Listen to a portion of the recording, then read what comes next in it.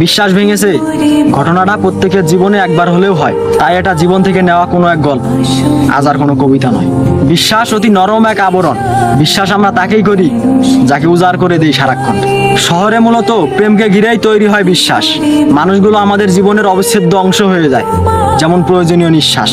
খুব কঠিন কথার আঘাতেই বিশ্বাস ভাঙে, যার প্রভাব অনন্তকাল অবধি চলে, আবার কারোটা শুরুতেই থামে।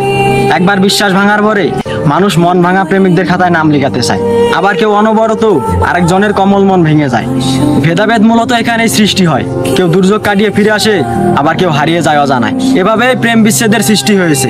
এখানে দোষ আসলে কাউকে দেই না, দোষ হলো আধুনিক যুগের, যা আমাদেরকে ভালোবাসতে শিখিয়েছে। আর শহরে একদিকে প্রেম ভাঙে তো আরেকদিকে প্রেম গড়ে। এর জন্যই আমার মতো প্রেমিকরা আজ প্রেমিক পরিচয় দিতে অস্বস্তি বোধ করে।